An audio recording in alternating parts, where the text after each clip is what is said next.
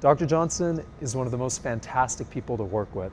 She's unbelievably approachable, whether that be from a student who has to ask her any type of question regarding how a patient can be served, the logistics of how to take care of that patient, or even patients themselves find her so approachable, where they confide in her and trust in her and know that she will make sure that their care is properly managed. She exemplifies the humanistic aspect of medicine. She is basically the paragon of what I think a great physician should be. In some of the hustle and bustle of Free Clinic downtown, sometimes she's doing many different tasks simultaneously, working with a patient, working with students, and also administering data at the same time, yet she's always equiposed and calm. The one thing that I'm going to take out of my experiences with Dr. Johnson is just to remember to be a kind-hearted individual. Dr. Johnson is a UCSD treasure. She's an unbelievably generous and giving person who sets the standard for what underserved medicine means and how to provide compassionate care. Hello and welcome to the UCSD School of Medicine Spotlight Series. My name is Devesh Vashishtha and I'm a second year student here at the School of Medicine. Today our guest is Dr. Michelle Johnson. She is an associate professor at the School of Medicine in Family Medicine, and she's also co-medical director of the UCSD student-run free health clinic. Dr. Johnson, thank you for being with us here today. Thank you for having me, Devesh. So, Dr. Johnson, I was wondering if you could tell us more about your responsibilities at the School of Medicine. Sure. I feel very fortunate that I have a job where I have multiple different types of responsibilities, including clinical work, teaching, some leadership, and some administrative. My main job here at UCSD is really being the co-medical director with Dr. Sunny Smith of the UCSD Student-Run Free Clinic project. And so with that job, I get to do clinical work, working with students, working with great patients. I also get to teach a lot with the free clinic. I teach in the preclinical electives for first and second years, as well as I'm a co-director for the third year selective and underserved medicine and the fourth year rotation in underserved medicine as well. One of my other roles here is I'm one of the 4 clinical foundations directors, so I get to work with some of the PBL blocks and I get to work with the practice of medicine course. And lastly, something that I do is I teach a public health course here on the undergraduate campus as well. So I have a job with a lot of different diverse responsibilities. You were a student here at the School of Medicine not too long ago.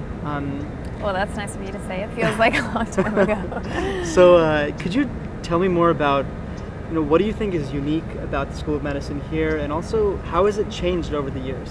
Yeah, I feel incredibly blessed to have the opportunity to meet so many UCSD medical students, and when I hear about their different talents, their backgrounds, the different experiences and activities they've done, I feel like this is such a unique and special student body that is very rich in experience and diverse.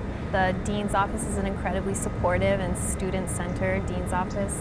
I feel like the learning communities have really added a richness to the student community and the student life here on campus. I also feel like the focus on group learning and student engagement and active student learning is a real strength of this campus as well.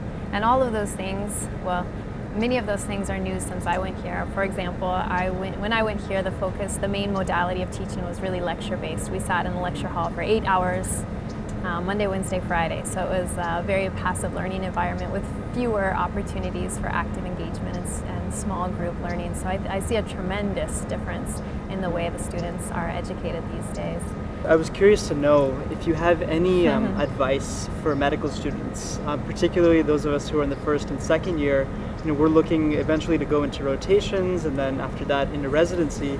What advice do you have for us? I guess my advice would be to stay healthy. To stay healthy emotionally, physically, mentally. In my experience is that medicine is not a sprint to a finish line. The end of medical school is not the end of the finish line. It's not even a marathon or a triathlon. It's a lifelong journey in acquiring knowledge and nurturing empathy and compassion. And I think that in order to do that, we have to be healthy ourselves. And so I know it's not easy when first and second year and all students are cramming for tests and feeling like they're constantly being assessed and that they have a tremendous amount of knowledge to learn, but my recommendation, my advice would be to try, while you're focusing on that, to also focus on your physical, mental, and emotional health so that you can be in a best position to help other people as well. So what do you think makes a good clinician? Yeah, well, this is my personal opinion, but I think the best clinicians are clinicians who are both highly competent and care very deeply. I think that it's unarguable that a good physician, has a lot of knowledge, a lot of clinical skills, has excellent clinical reasoning, is able to stay up to date with practice guidelines and evidence-based medicine, and all of that is about being very competent, and I think that's essential.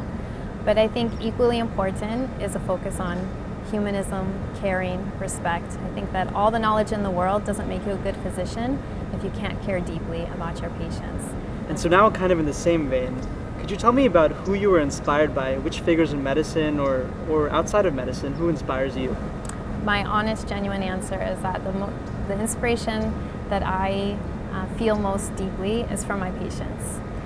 I feel every day I see patients who live in the most economically and socially challenging circumstances, and every day in my interactions with them, what I see from them is that they're incredibly strong, incredibly resilient, incredibly gracious, and some of the most generous people I've ever met.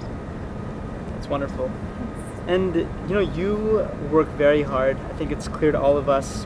What keeps you going? How do you stay inspired? How do you prevent burnout? Well, I think that there's several things. I think that achieving work-life balance has been something I've been really trying to focus on over the last 10 years. Some of the factors that help me be sort of renewed and inspired are being with my family.